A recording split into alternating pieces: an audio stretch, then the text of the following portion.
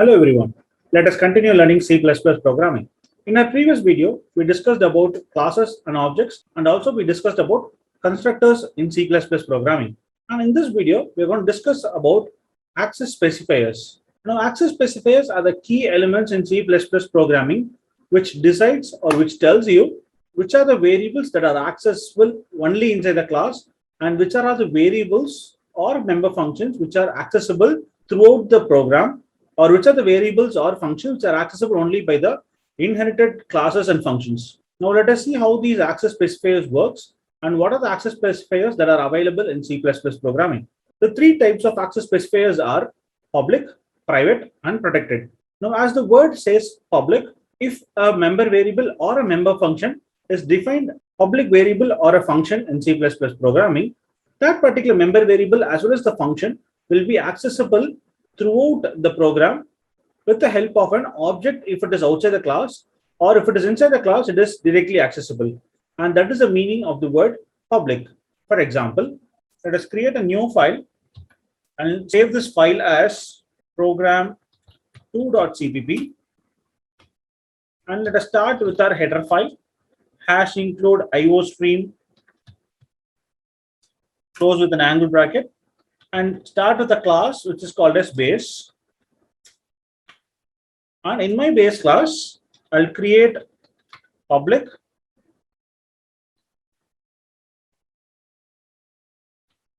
and I'll have a variable here which is of type integer, and the name of the variable is called number. And I'll create a function, and let us have a constructor here, base.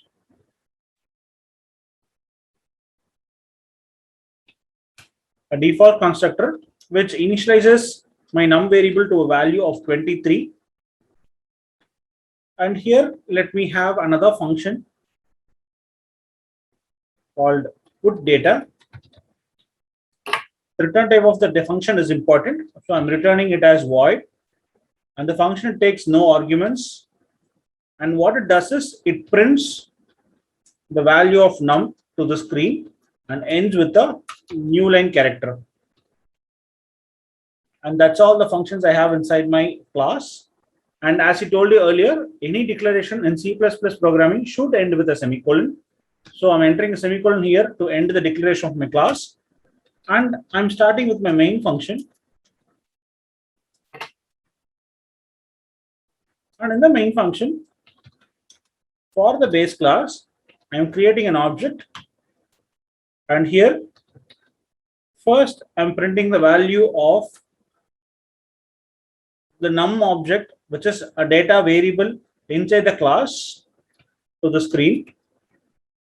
This I'm accessing it directly, which is by the method of class name, by the method of object name dot the member variable name. And in the very next line, I'm calling the function, which is obj dot put data. And this is how you call a member function of a class in the main function. And once we are done, I'm returning 0 at the end of the main function here.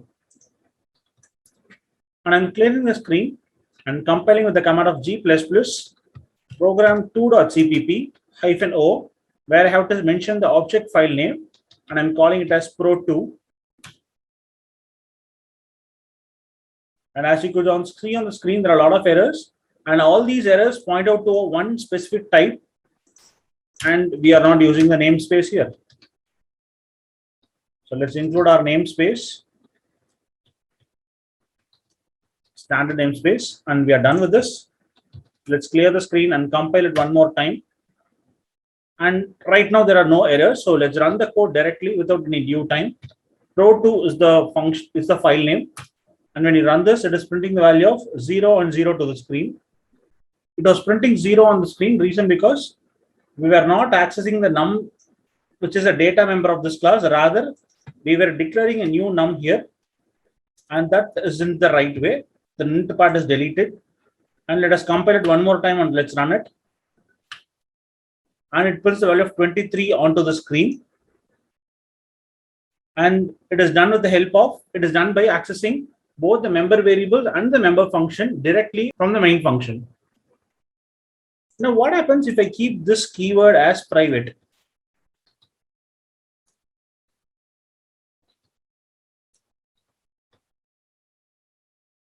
I'll keep the data member as a private, and I'll keep rest of the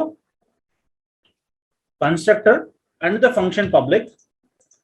Now, when I compile this, look at it, we have an error which says int base colon colon, and this part of colon colon is called a scope resolution operator, which we'll discuss it later.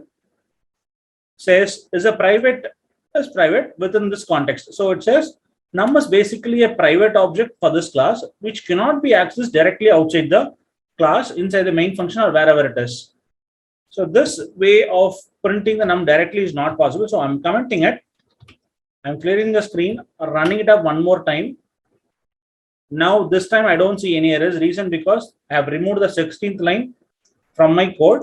I've commented it, so it won't be compiled. So when I call pro2, I'm running the file.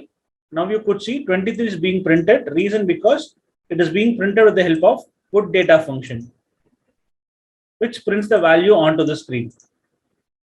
So this clearly says you that private members cannot be accessed outside the class, and public members can be accessed anywhere inside the program. Now let us have a look at it. What happens if we keep all the member variables as well as the member functions as private, including the constructor? Let us compile the code. You can see there are a lot of errors. I'll even remove the 16th line too. I'm not printing any data. Even then it says the constructor is still private, it cannot be called. So if you keep all the member variables and member functions as private, it serves no purpose. You cannot access it anywhere outside the class.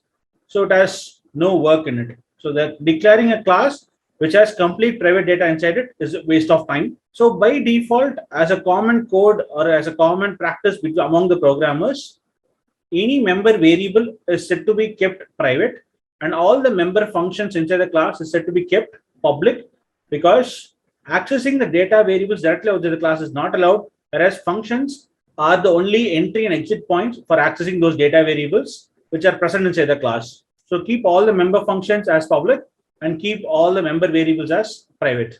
Now we have discussed about two types of access specifier, which is public and private. Now we also have a third type which is called as protected. Now what that protected means? Now as the word suggests, public, which means it's public to everyone. Private, it is private only to you.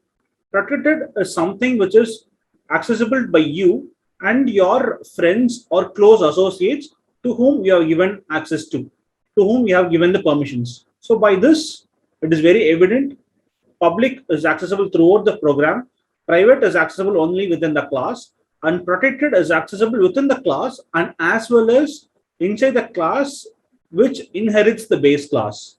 So here comes the concepts of inheritance, where a class can inherit the member variables and the member functions of a class, and this is called as inheritance. And whenever there is a protected member inside your base class, and those protected members cannot be accessed outside the class by anybody, but that can be accessed inside another class which inherits your base class. And not only the member variables or the member functions, even the inheritance can be done in three different ways. It can be either a public inheritance or a private inheritance, or it can be a protected inheritance. Based upon the type you inherit and based upon the type of member variables, their access level varies.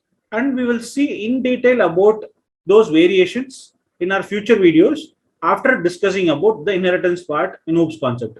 Let us have a quick recap of what we have discussed right till now. Number one, we had talked about three types of access specifiers. The first one is public. If an element, a data member or a member function is declared to be public, it is accessible anywhere by anyone inside the program. If a data member or a member variable is defined as private, that is accessible only by the class itself, or it can also be accessed by friend functions. Friend function to the specific classes. So these two are the components which can access those private members. And the third last category we saw is something called as protected access specifier. And if any member variable or member function is defined as protected, it can be accessed only within the class, and it can be accessed by the classes which has inherited the base class. And that's it about the 3 types of access specifiers we have in C++ programming. See you in the next part of the video. Thank you.